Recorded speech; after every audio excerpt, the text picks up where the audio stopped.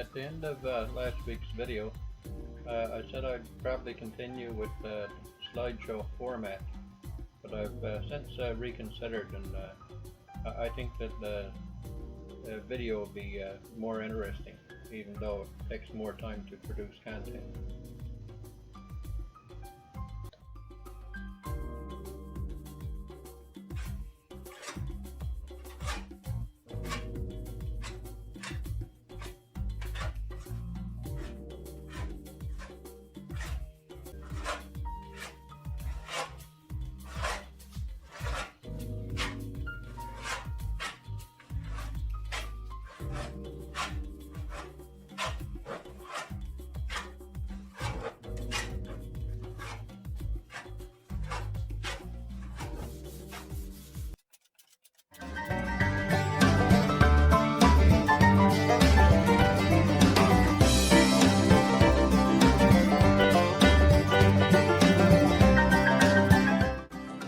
Well, I obviously never recorded the poly fairing of the other side, and I'm not going to be recording the full poly fairing of this side, not even in time-lapse mode.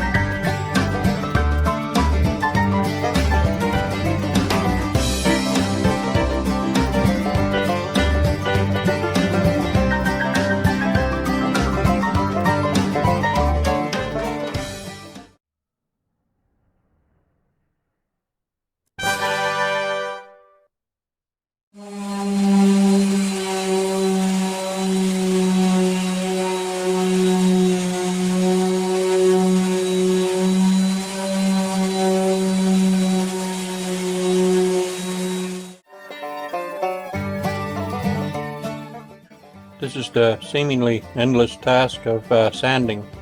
I have to say, this is one of the jobs that's probably 10 times worse to do than it is to actually watch. I actually won't be recording much of this sanding process.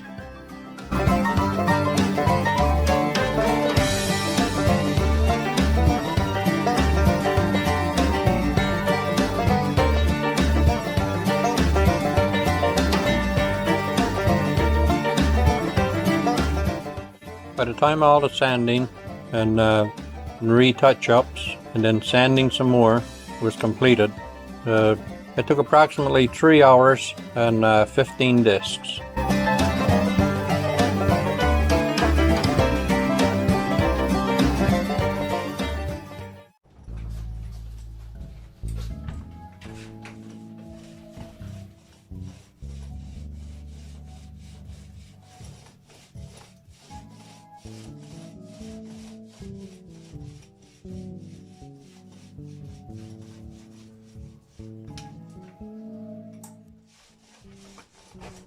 Now you may be wondering, why such a strange color?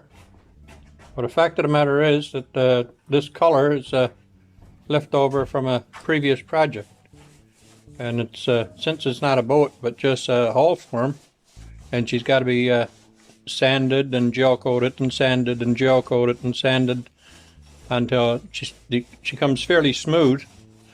That it really don't make any difference what color the original gel coat is.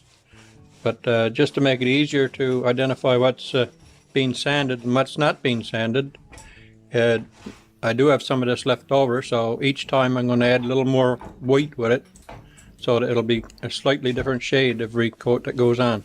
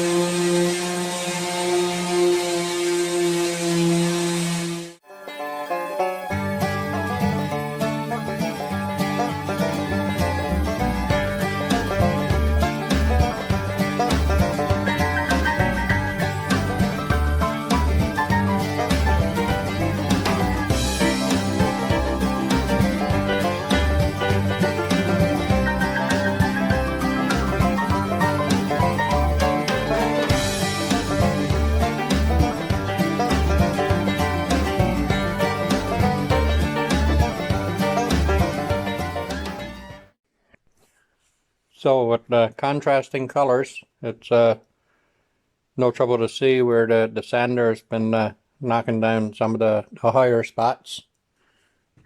I will give her another 2 coats of gel coat, sanding between each one. Of course, I'm not going to record any of that. I'll do it off camera, but you can just see the process that I'm using to do the final bit of fairing on the hull form before I start to take the first boat off. So this is how she looks after the second layer of gel coat has been sanded.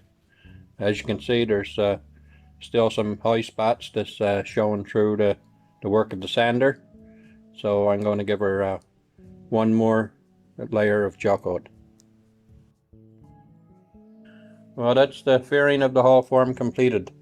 It's not a perfect job, but it don't really make that much difference, because when the boat comes off, this is going to be the inside of the boat, and it all has to be sanded over anyway to allow for cabbing of bulkheads, seats, centerboard trunk, and other things.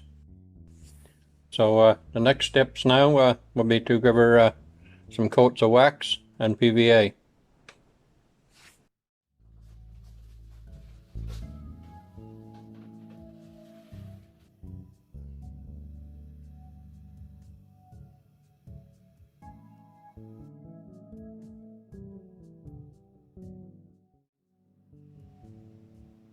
Well, there's been a little bit of a change in plans when it comes to how I wanted to proceed with protecting the hull form from the layup of the first boat. I guess you can chalk it up to once bitten, twice shy.